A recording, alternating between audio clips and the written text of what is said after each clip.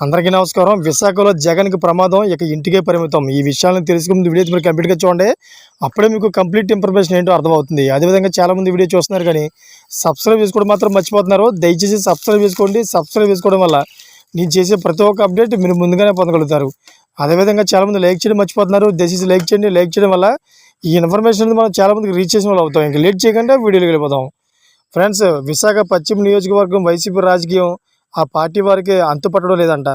ఎందుకంటే ఆ పార్టీలో ప్రతిసారి ఎమ్మెల్యే అభ్యర్థి ఎవరనేది చివరి వరకు సస్పెన్స్. ఎన్నికలకు ముందు ఒకరు, ఎన్నికల తర్వాత మరొకరు, ఎన్నికలకు 2 ఏళ్ల ముందు ఇంకొకరు ఈ నియోజకవర్గ ఇన్ఛార్జీలుగా ఎమ్మెల్యే అభ్యర్థులుగా తెర మీదకి వస్తారు. ఎన్నికల్లో సీటు అనౌన్స్ చేసి బీఫామ్ ఇచ్చే వరకు పశ్చిమ నియోజకవర్గంలో ఆ పార్టీ ఎమ్మెల్యే అభ్యర్థి ఎవరుంటారనేది క్లారిటీ ఉండదు.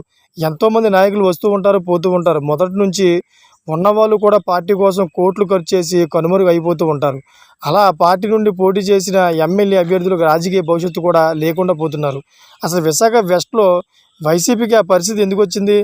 విశాఖ పశ్చిమ నియోజకవర్గం వైసీపీ నాయకులపై పగబట్టిందన్న అభిప్రాయం ఉంది.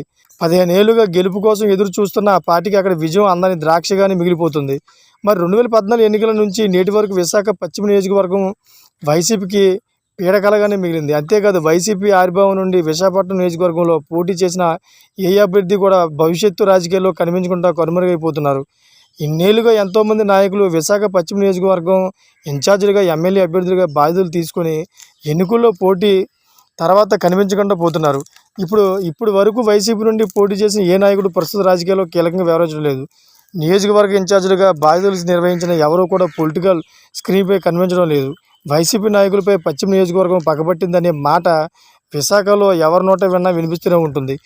ఈ విధంగా అయితే జగన్మోహన్ రెడ్డికి విశాఖలో చాలా ప్రమాదం అయితే ఉంది అని చెప్పేసి ఇక విశాఖలోని జగన్కి ఇంటికే పరిమితం అని చెప్పేసి చాలామంది అంటూ ఉన్నారు. చూసారు ఫ్రెండ్స్, లేటెస్ట్ అప్డేట్స్ కోసం ఛానల్ సబ్స్క్రైబ్ చేసుకోండి. Thank for watching friends.